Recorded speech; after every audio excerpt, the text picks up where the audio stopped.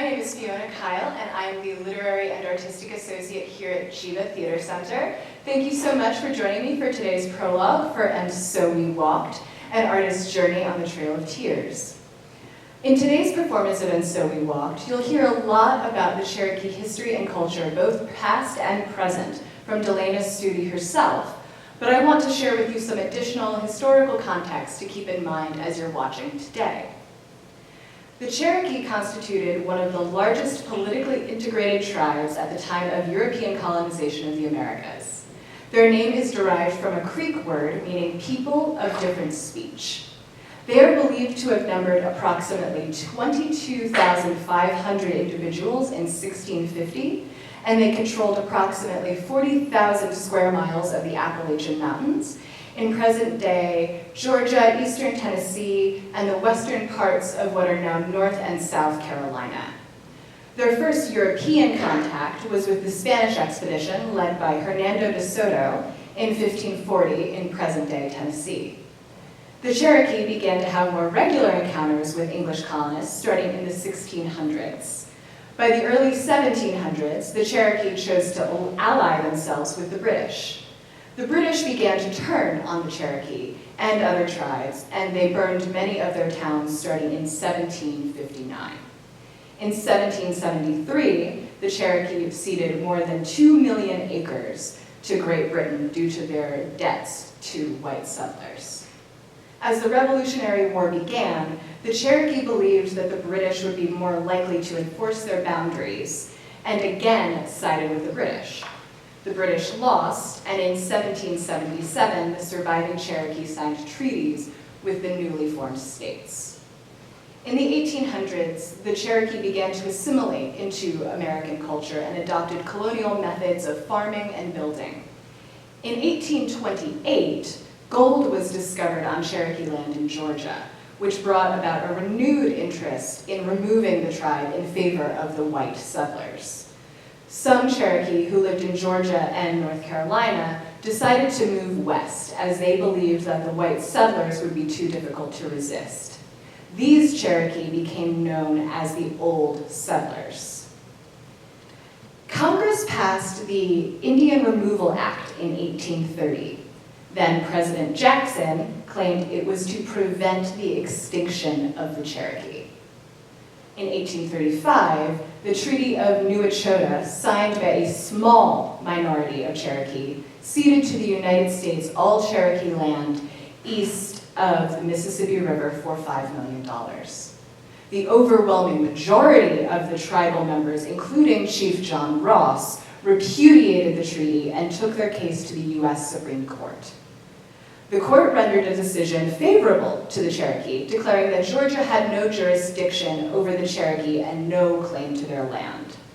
Georgia officials, however, ignored the decision, and President Andrew Jackson refused to enforce it, even though he had at one point in his life been allied with the Cherokee. The Cherokee were forcibly removed from their homes and relocated to Indian Territory, present-day Oklahoma, between 1838 and 1839. This forced removal is commonly called the Trail of Tears, or the Trail Where They Cried. Although Congress had reallocated funds for the removal, it was badly mismanaged, and inadequate food supplies, shelter, and clothing led to horrific suffering. The trail cost the Cherokee nearly everything they had. They had to pay farmers for passing through lands, ferrying across rivers, even burying their dead. And the spread of illness was also horrific. At the least, 4,000 Cherokee died on the 116-day journey. The Cherokee joined 4 other tribes in Indian Territory, the Creek, Chickasaw, Choctaw, and Seminole, who had also been removed from their homes by the United States. For 3/4 of a century, each tribe had a land allotment. In preparation for Oklahoma's statehood in 1907, some of that land was allotted to individual tribe members. The rest was opened up to homesteaders, held in trust by the federal government, or allotted to freed slaves. And another important aspect of And So We Walked is that DeLanna's father, Thomas, went to a boarding school for Native Americans. Native American boarding schools were established by the US government in the late 19th century as an effort to assimilate indigenous youth into mainstream American culture. The Native American assimilation era began in 1819 when the US Congress passed the Civilization Fund Act. The act encouraged American education to be provided to indigenous societies and therefore enforced the civilization process. The act led to the creation of the federally funded Native American boarding schools, which ran from 1860 until 1978. Approximately 357 boarding schools operated across 30 states, both on and off reservations, and housed over 60,000 indigenous children. These boarding schools were operated by Christian missionaries as well as members of the federal government. I want to talk briefly about the Carlisle Indian School located in Carlisle, Pennsylvania, which was founded by Richard Henry Pratt. The education program was heavily influenced by his time overseeing the Fort Marion prison in Florida. In a speech in 1892, Pratt stated, "A great general has said that the only good Indian is a dead one. In a sense, I agree with the sentiment, but only in this, that the Indian there is in the race should be dead. Kill the Indian in him and save the man." This abhorrent philosophy was the guiding one for these boarding schools. Attendance to these boarding schools were made mandatory by the US government, regardless of whether or not indigenous families gave their consent. Upon arrival, children were given Anglo-American names, bathed in kerosene, given military-style clothing in exchange for their traditional clothing, and hair was shaved for boys and cut very short for girls. The students were further not allowed to speak their native languages, only English, and they were severely punished if they didn't. Those punishments included diet restrictions, corporal punishment, and confinement. Many students were neglected and experienced physical, sexual, cultural, and spiritual abuse. Medicine was scarce, and many students died at these schools. These traumatic experiences have been passed down from generation to generation. You may have heard about some of the other infamous residential schools, like the Mohawk Institute, which is sometimes called the Mush Hole, a reference to the food that was served to the students. It's about 3 hours from here in Brantford, Ontario, and was the oldest of these institutions. It's been in the news over the past couple of years because of the large burial grounds that have been found on the campus of the school and the stories of the abuse that happened to students there. You'll hear a lot more about Thomas's experience at the boarding school and how he secretly held onto his Cherokee culture during today's performance. Today, the Cherokee Nation is the largest tribe in the United States, with more than 450,000 tribal citizens worldwide.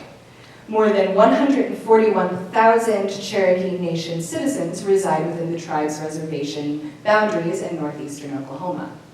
A revised constitution of the Cherokee Nation was ratified by the Cherokee people in June of 1976.